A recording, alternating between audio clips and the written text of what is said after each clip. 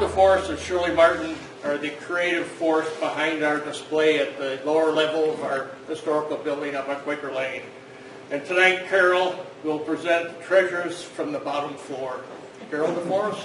I'm right here. There she is. Okay. Carole, you want a microphone? Okay, as Lenny already indicated, we're going downstairs, and every step down you go, you get further away from where we live today and into the way we used to live years and years ago. The collection has been gathered from local, everything local, but it's barns and houses and schools and organizations and attics and closets and old boxes of postcards and maps and military stuff and kitchen things. And it's all down there, and it's kind of fun to look at all the ways people used, all the tools and things people used to use in bygone days. It's not a complete collection because it never can be, and what's interesting is that all the time we're getting new stuff. People bring stuff and they're like, oh, maybe you'd like this, and it's like, yeah, we'd like that. And sometimes we say no when we've already got that, or it came from someplace else, or it's not old enough, or whatever. There are some reasons why we don't take things, but a lot we take. What comes along with this stuff often is also stories. So tonight I brought some of the things that you would see in the collection that is downstairs at the Archive Center. And then I'm going to read 3 stories that also came to us in this past year. Let's see, what else should you know? In the middle of the room downstairs is one of Joe Murley's display wagons that he made, beautifully made. And everything on that table, people can pick up and handle. Some things we don't want people to handle. They're fragile, they're old, they're special. But anything on that table. And amongst the things on that table are 5 framed portraits. Those are of people that used to live here. They are the forebears of people in this room, and we put them there to show just the train of history, how things used to be, and that people today are still related to those people. And in a minute, I will tell a little bit of their stories. When you come up to look at things later, each of the 5 portraits has the name on it, so you'll be able to tell who is who. Okay, I think that's it. So let me just tell the 5 stories. The oldest person, the person who was born first, is Abigail White. And you'll be able to see her picture when you want to. She is interesting because her parents came from the Briggs family and the White family, which were founders, early founders of this area, Quaker Street, on the side of the township. She married Charles Liddle. The Liddle family is another founder family from the Princetown side of our area.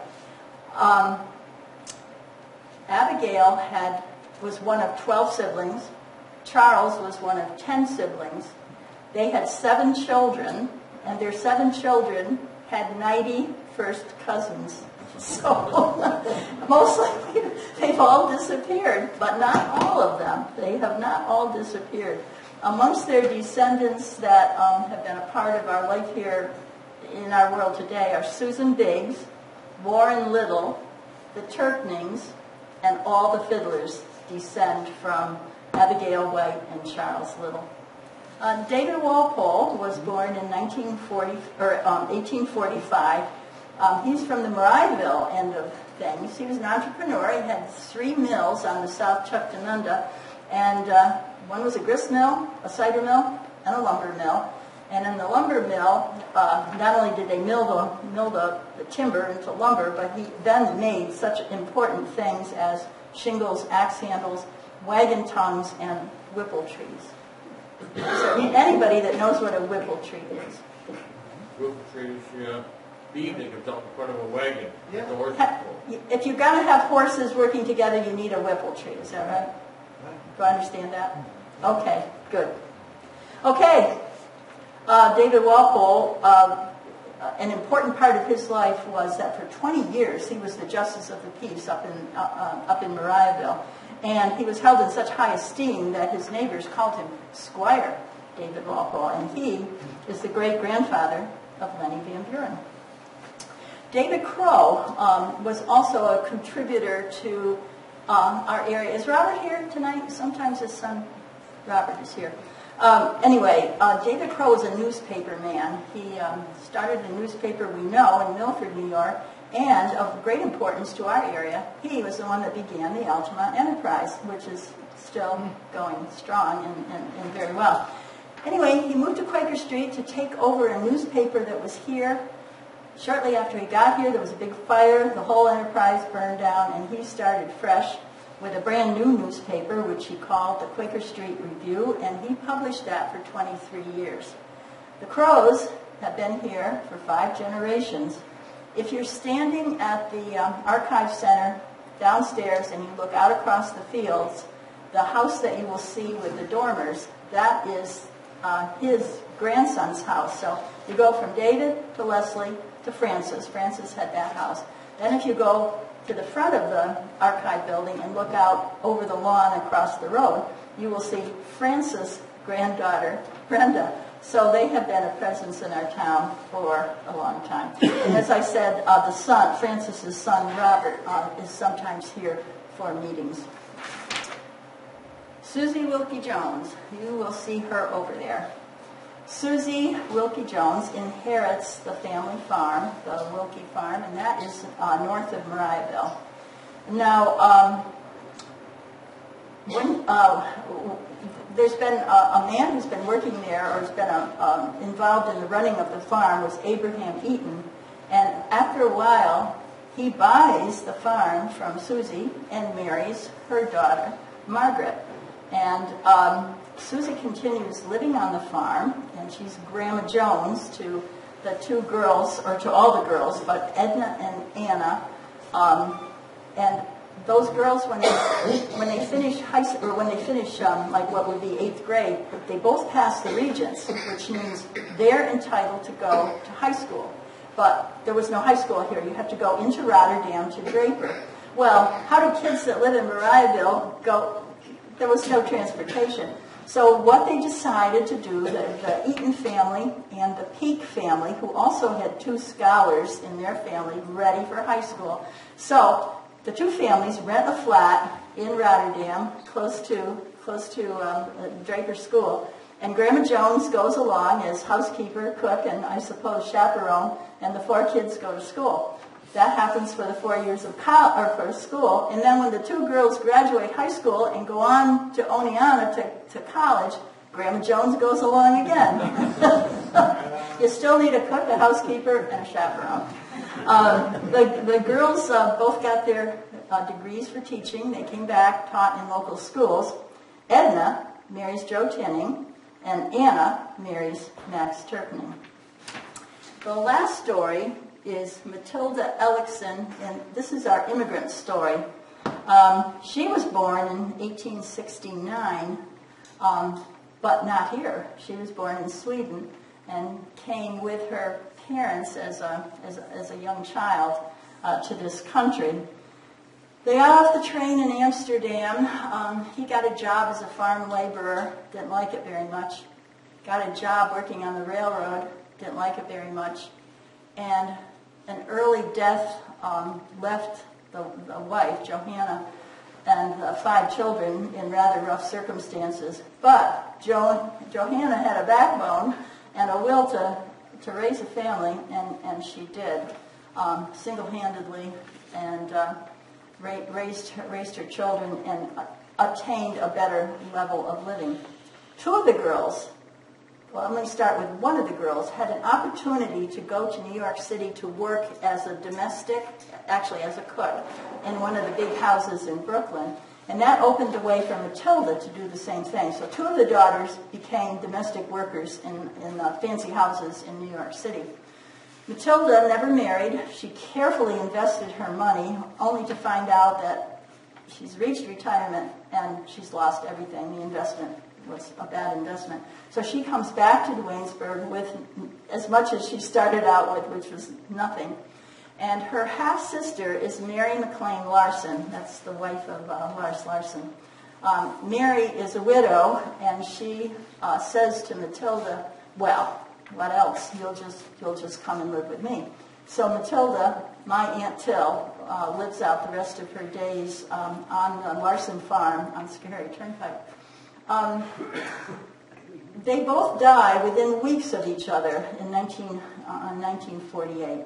And so Matilda at that point is 79 years old. So those are just 5 stories that relate to the people who were here then and to whom we are still not only indebted but related.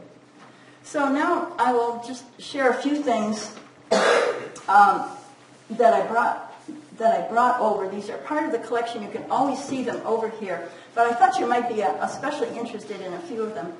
These are both rosters of soldiers. This one is World War I. This is World War II.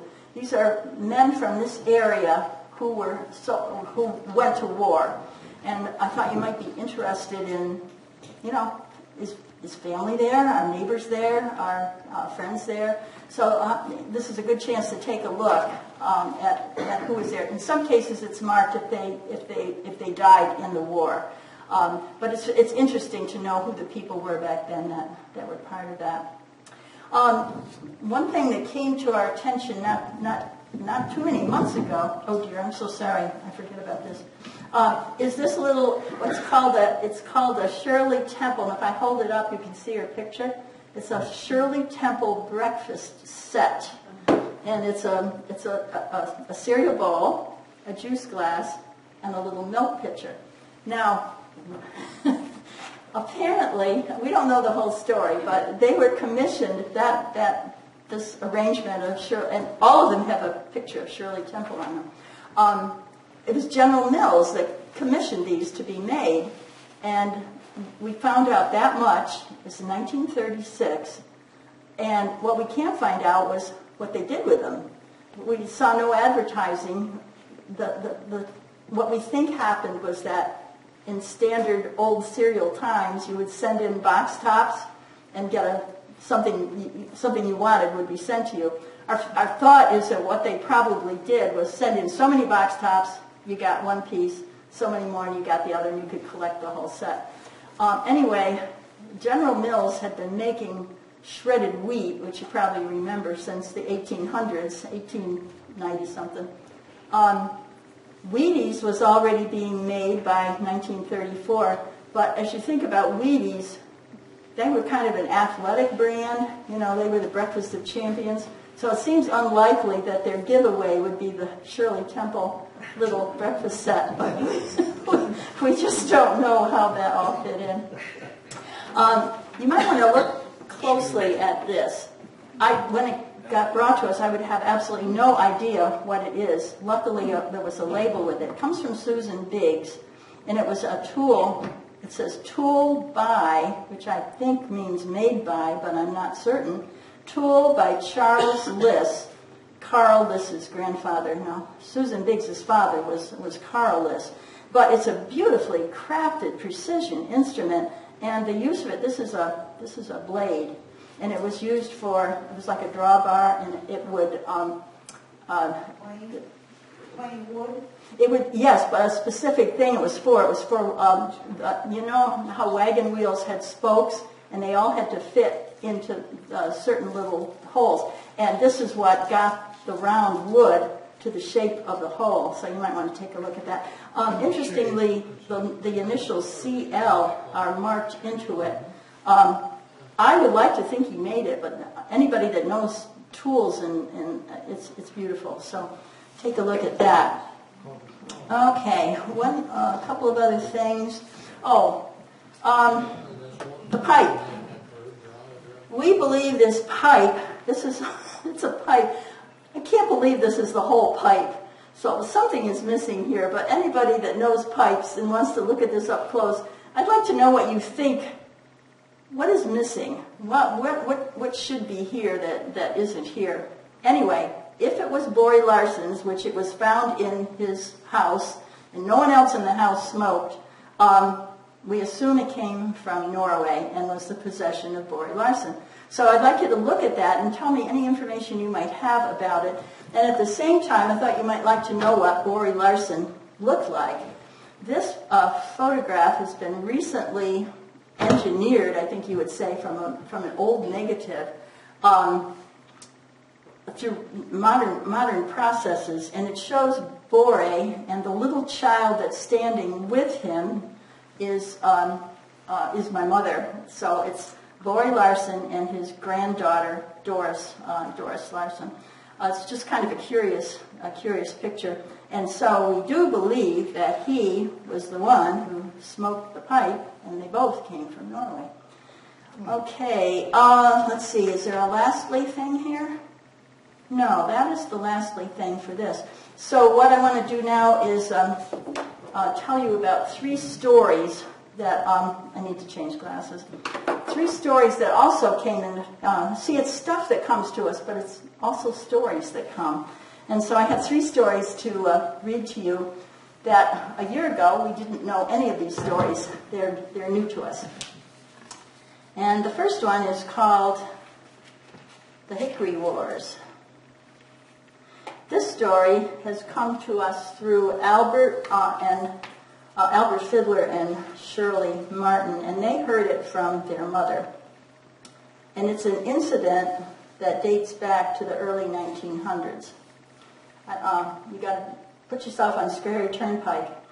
At the top of the lane that led down to the Larson farm, there were 2 houses.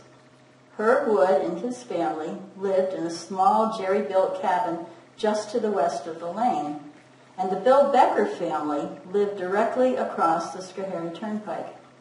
Now, somewhere on the land east of the lane, possibly along the hedgerow where there was a stone wall, there grew a very large and healthy hickory tree. Now, the nut-bearing capacity of this tree made it extremely important to both families. And if it had been left to the women folk, they just would have gladly shared the harvest and it would have been a lovely day. But instead, largely due to the belligerence of the 2 heads of households, each claimed exclusive rights, and the bickering went on for years without resolution. So then, one fall day, Anton Larson and Frank Brock, his hired man, determined to put an end to the unending dispute once and for all. When the nut gathering season was over for another year, they approached the tree in the dark of night, out of sight of both houses. One of them held a lantern, and one of them cut a deep wedge with an axe low into the trunk of the tree. And then they both went home and waited for a winter storm to bring the tree down, which it did. The families quickly noticed the fallen tree and then also discovered the cut wedge. But they knew nothing about the late night intervention, so what do you think happened? They each blamed the other for the sabotage, and of course, the fight went on. The hickory tree remained a lifelong squabble, but it wasn't the only irritant. And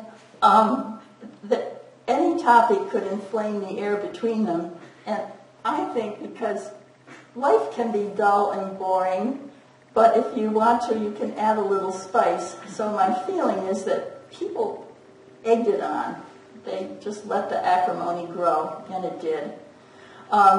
And there's an indication that it went all the way to the grave because Albert relayed this information as well, that, let's see.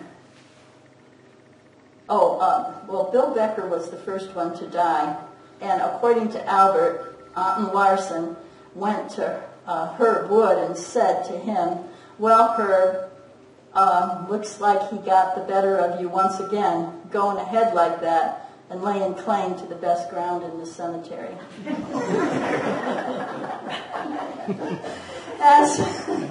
As to the part of the story concerning the tree itself, the blowdown occurred somewhere around 1920, But the whole truth was not widely known for quite some time.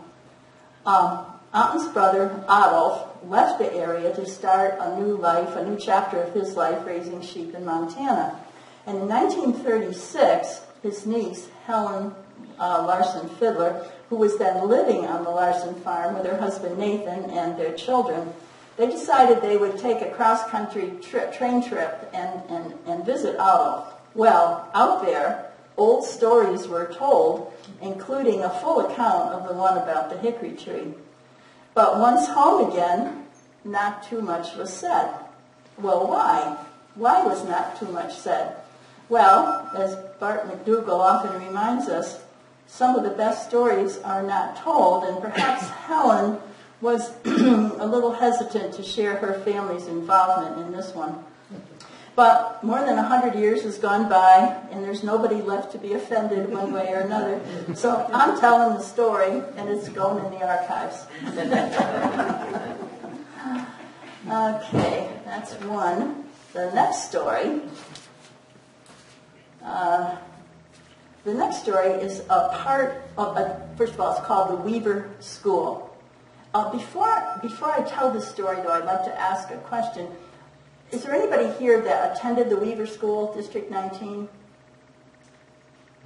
I missed 1 year. Oh, it closed, and then you started in the year after. Yeah, I thought it would be, I didn't think it would be. It was the early 40s. Yeah, I didn't know when it closed.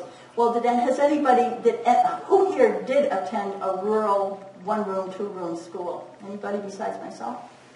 There's a few people here. We still remember. Well, this will bring back memories. But okay, the story is an excerpt from a larger memoir written by Robert Fiddler, who is a cousin to Albert and Shirley. He's no longer living.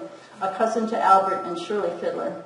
Their fathers, Nathan and Ward, were brothers. The Fiddler farm was and still is on Weaver Road, and the Weaver Road School. If you're on Weaver Road and come up to Schoharie Turnpike, it would be on the southwest corner was where the school stood. Now, Robert was born in 1927, so this story describes school days of the 1930s. The Weaver School. My first 8 grades of school were spent in the one-room Weaver School, which was District 19, where my father had also been educated. Each year on Labor Day, there was a picnic and a meeting of the residents of the district. A school trustee was elected, the teacher's salary appropriated, and other business conducted. That year, my father was elected to another term as trustee. The trestles for the picnic table were stored in our barn, and I remember going on the wagon with Dad as he took them up to the school grounds to set them up. Now, on the day following the Labor Day picnic, I rode with Dad on the wagon once again, and he took me to school to introduce me to the teacher. I was 5 years old when this grand adventure began, and at the end of the day, I was expected to walk the mile home all by myself. Now, Miss Hack was recently graduated from normal school, and this was her first job. I thought she was beautiful. Daydreaming at my desk, I imagined myself her boyfriend, taking her out riding in my convertible with the top down, her long hair streaming on the breeze. My imagination could take me no further than that, but when she told her students that she was to be married, I felt grief and nothing short of hatred for the man who had no right to steal the woman I adored. Today I can only laugh in amazement that a 5-year-old could entertain such romantically intense emotion. The Weaver School was small. Now I can remember only 6 of the students besides myself that were there that first year. Millicent Waddell, Dottie Vroman, and Alta Becker were in the highest grades. I was intrigued by the fact that Alta used old canning jar rubbers as garters to hold up her stockings. But these were the early days of the Depression, and there was a lot of make-do solutions to life. Bobby Waddell and Douglas Bell held forth somewhere in the middle grades, and Charlotte Borsdorf started the first grade with me. Charlotte decided, much to my chagrin, that I was her boyfriend, and she began calling me her rabbit. The teasing that ensued involved the whole school, of course, and I didn't like it. Actually, I didn't mind playing with her during the extra recess that was given to the first graders, but I was not about to be her rabbit. School had not changed much since the days when my father had attended. Our books were maybe more modern, and there was more to learn in history, but many things, including the room arrangement, remained the same. The desks, each with an inkwell and a pencil slot, were arranged in rows. The outer row had 5 desks each, the outer rows, and the middle row had only 3. Do you know why? The stove, to accommodate the wood stove. There was a bookcase against the back wall, and that was our library. To the front, at the right of the door, was the teacher's desk and a recitation seat for students. There was a slate blackboard on either side of the door. And on the right wall was a picture of George Washington and the bracket to hold the flag. On the left was a picture of Abraham Lincoln and a Seth Thomas school flag. The floors were oiled once a year and smelled strongly for weeks afterwards. Out in the small entryway were hooks for our coats, a shelf for our lunches, and a water bucket, which stood on a stand with a single dipper from which everyone drank. We had heard of germs, but shared them equally. In a small community, this didn't have much impact because it was seldom that any of us went anywhere in the larger world. There were 2 outhouses behind the woodshed. Now, Billy Weaver, out of whose ancestral farm the school lot had been carved, let it be known that we were welcome to play on his land any time, and all of his land surrounded the school. And we could help ourselves to the pears and apples from his fruit trees. Billy was an eccentric bachelor. He made no attempt to operate the farm, and he had a soft spot in his heart for the school kids. And it was from his well that we drew water for the school. And if you can picture how Weaver Road comes out onto Hickory Turnpike, if you're going onto Hickory Turnpike, that farmhouse is still there to the left. Somewhere around the beginning of my 4th grade year, someone, probably the school superintendent, decided that our shared water dipper was unhygienic. The water bucket and the dipper disappeared, and in its place came a large ceramic jar which could contain about 5 gallons of water. Near the base of the jar, there was a spigot with a fountain nipple, and when a button was pushed, a wobbly stream would ease its way up out of the nipple, rising about 2 inches and falling back into a bucket on the floor. As the jar emptied, the stream became less and less forceful until the only way to get a drink was to suck on the nipple. Obviously, at this point, all health benefits went out the window. He writes in conclusion, it seems that a simpler and more sanitary solution it seemed to me, as a school child, that a more simpler solution would have been to have the students dip water from the old bucket into a cup they had each brought from home. But no, we continued to use the newfangled water fountain and had to lug more than twice as much water at a time from Billy's well, 4 long trips with a sloshing bucket. And that's a small sampling of a much longer memoir that he has written about family and community. And the complete memoir is now in our archives. Okay, the last story begins with a quote. And this is the quote. Those were good days, living in a village where we all knew each other and helped each other, where community things were always going on in the fire hall, the church, the school, the grange. Since my family lived and worked at the same place, my parents were always around, and my playmates lived next door. It was a happy childhood. The village described was Duanesburg, and those are the words of Jane Denny, whose parents owned and operated the Oaks throughout her childhood. Bill and Ethel Denny purchased the business on Route 20, just east of the village, in 1945 from Joe Greeley. It was a restaurant tavern with gas pumps at the road and 8 overnight cabins nested against the woods to the west of the main building.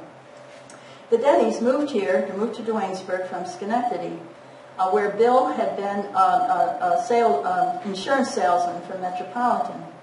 Jane did not know why they had decided on this particular career move, but they settled in and began the adventure of making a success of their new business. Bill soon closed down the gas station, and Chuck Mott moved the small building away from the road, attaching it to the garage, where it was expanded and reconfigured as an apartment, often rented to young couples just starting out. In Jane's childhood, it was home to her playmates, Brenda and Donna Mott, and their parents. Part of the success of the business was Grandma Glinmeyer, Tilly, Ethel's mom, who baked the pies and cooked much of what was on the menu, though it was Bill who prepared the roast beef for the popular hot, open-faced roast beef sandwiches. They purchased turkeys from McLean's Turkey Farm and much of their groceries from Mott and Schrady's General Store.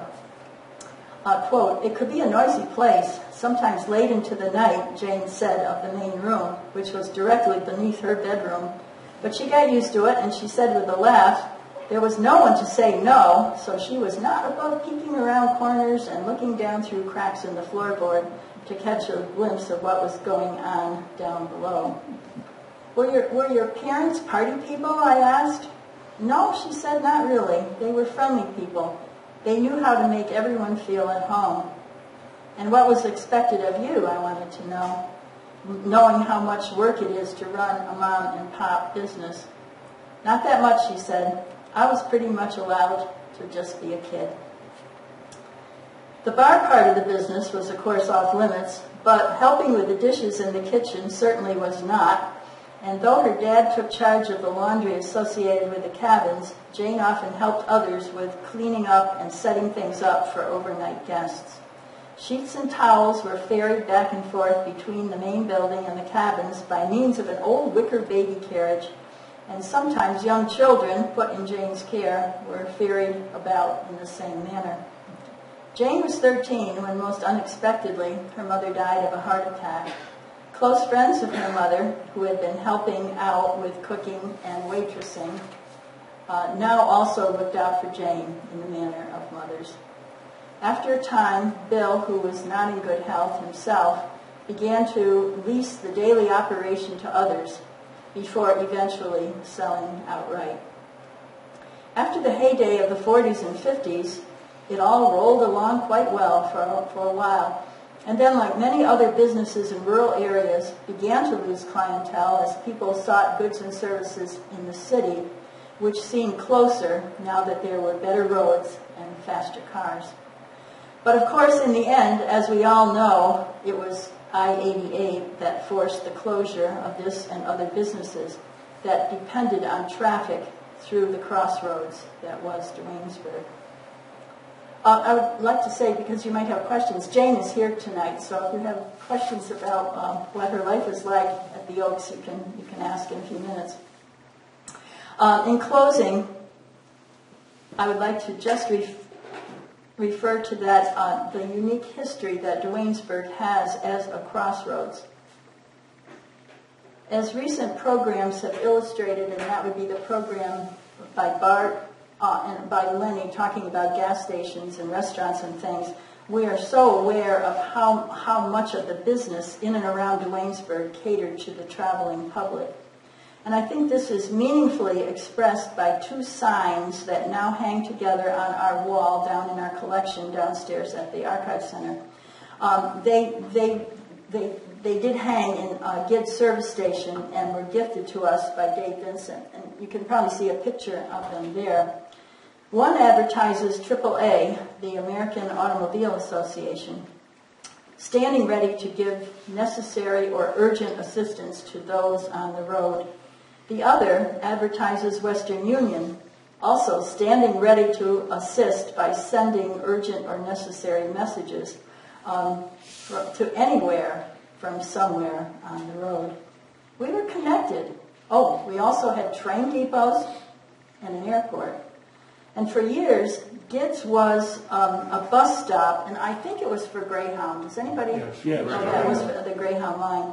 So you could buy a ticket right there at Gitz, get on the bus, and that was your first step. You could go anywhere in the world.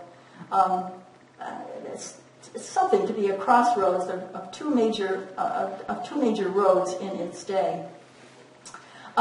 We were small, we were rural, but we were in important ways connected to everywhere. It's kind of a unique history to have that. In a minute, if there are questions, we'll entertain those, but I did forget to tell you one thing when I was talking about the Weaver School.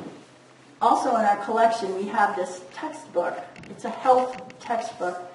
It's interesting for the way health is taught, for one thing, but it's especially interesting because of the way it's covered. First of all, I want to say that it was published in 1910, and so this would have been the era of Robert Fiddler, the memoir writer's father, would have had this textbook. And in fact, the name inside the textbook is Nathan Fiddler, and he signed his name in the book in 1913. Now, look at, what do you think this is that it is covered with? A shopping bag. Well, when you feel it, also it says 24 and a half pounds, so I'm thinking it's a feed sack, some kind of feed sack. And notice how it's put together. Can you see how it's held together? It's sewed together. And once again, Google came to gave us a part of the story we would not have known, because we found out from Google, this was 1913, that he covered the book. Scotch tape was not invented until the 1930s. So if you wanted to cover your book, you got out your mother's needle and thread. Okay, so that's that. Please come up and look at things. I should have said when I did the Hickory Wars, Shirley went down in her back lot and drew a picture of not the hickory tree that fell over in the storm, but another hickory tree. So there's that to see too. And on the far end, there's 4 items. We don't know what they are. So if anybody has any idea what they are, talk to me about that too. Now, anybody have any questions at all about anything? Whoops. Carole, it's not a question, but I think you said that one of the kids in the higher grades at that Weaver school was Dottie Broman. Yes. I think that's the same Dottie Broman that married Bob Ottman. That's right. And whose father, Herman, built the first wooden house on the left on Route 7, heading east before Pine Grove. It is right opposite you if you come up North Avenue toward Route 7 and look across. It's the first one that's not brick. On Route 7. Yes. And this would have been Dottie Broman's father? That's right. Dottie Broman. That's right. Dottie Broman's father, Herman, supposedly built that. When I was a little kid, it was being built, and I asked who built it, and somebody in the family said Herman Broman. Oh. Okay, so that's all I know. There you go. Okay. All right. In high school, I worked for Gid. Yes. He had a business card, and on the back of it was at least 20 different cities and how far away they were. I've seen that. Yeah. Both east and west, and when someone would come in and say, how far is it to so wherever they were going, he would whip out a card. Yeah, I know. It was a colorful, it was a place that you were either on Route 7 or Route 20, and they both took you to important places. That was an interesting place to grow up. Okay, well, thank you. Thank you.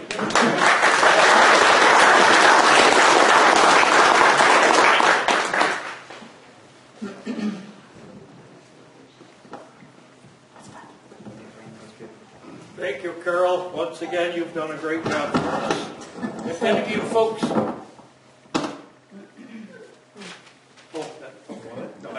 any of you folks haven't been up to our building up on Quaker Lane, make sure you come up. Carole and Shirley have done a great job with our displays.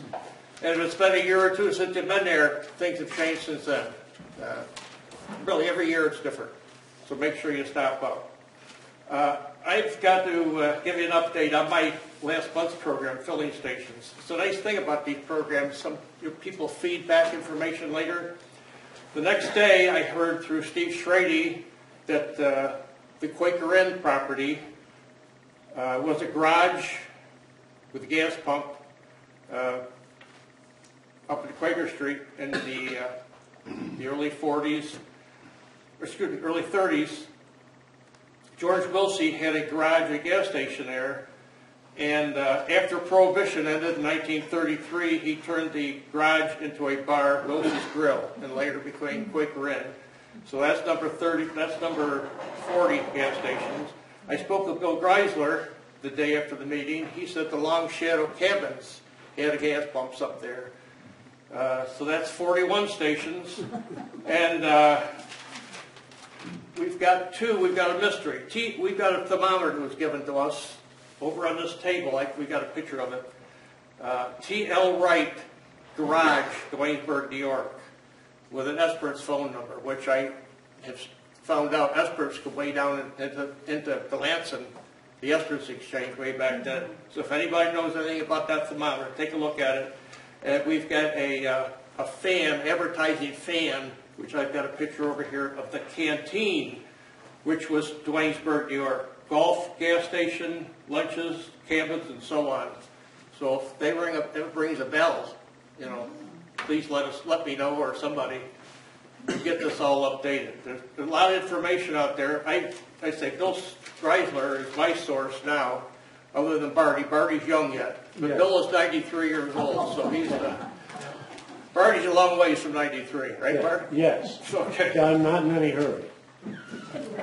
And the station on the corner of Young's Road and Route 7, I've since found out through Warner Hoffman, Posnack family operated the station. The husband also worked at the cement plant in Cloviskill and operated the dairy farm.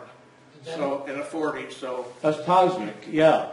I had that gamble roof barn that's still there. Yep. On the corner of Sheldon, and the daughter Vera married Bob Prell, and they lived in one of those Wyman Goodell houses on North Avenue.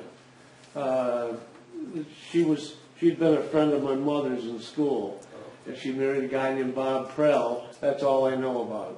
Yeah. Every time I go by that barn, I think, I hope it stands forever, but it's not. It's getting tired. Yes, Debbie? That said, the one on Sheldon Road, they moved that, they got in a flatbed, and they moved that to Connecticut, that gas station building.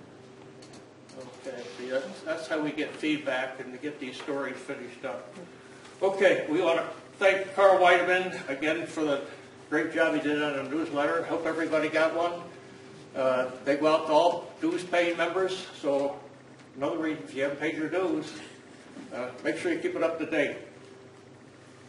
Next meeting will be November 20th. Ellen McHale of the New York State Folklore Society will speak on writing down your family history.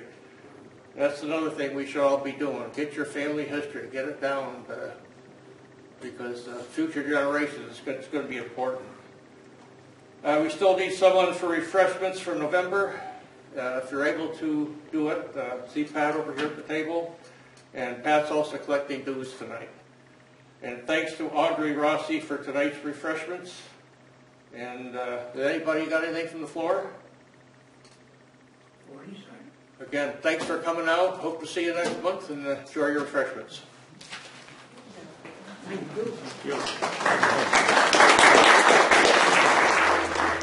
you.